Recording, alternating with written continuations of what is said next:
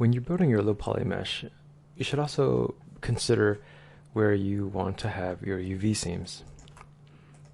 You see on my model here, if I turn on the texture border edges, these are the places where I've defined where my UV seams are on this body. And you can see I've tried to keep things pretty straight when I can.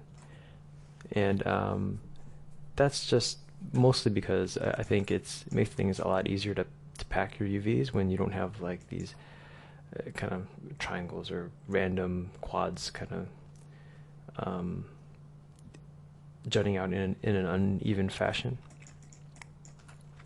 And also, we will talk more about actually laying out the UVs and strategies and philosophies for doing it a little bit later.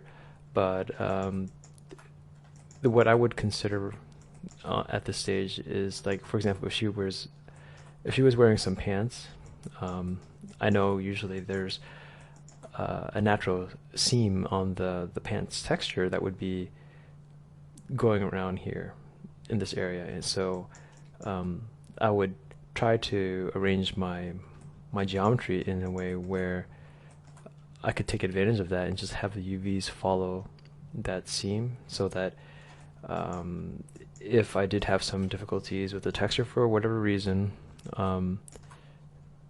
any kind of texture seam issues would be a lot less apparent if you just take advantage of seams that are already there to begin with.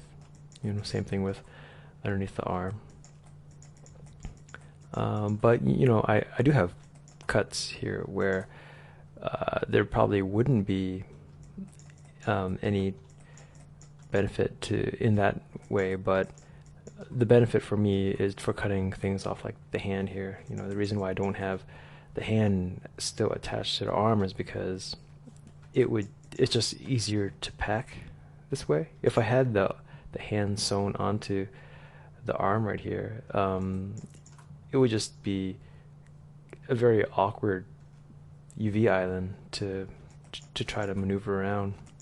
So things like that. It's kind of a balancing act between what you think would make it easier for you to texture down the line, what would prevent texture seams, what makes it easier to pack to maximize your resolution.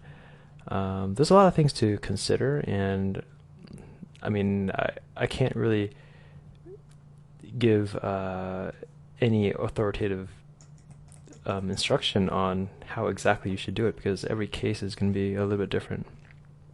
And in the end, I hate to keep going back to this, but it's going to be up to your own experiences and the way you like to work. But generally speaking, this is how I would approach laying out the geometry to accommodate the UVs on a model such as this.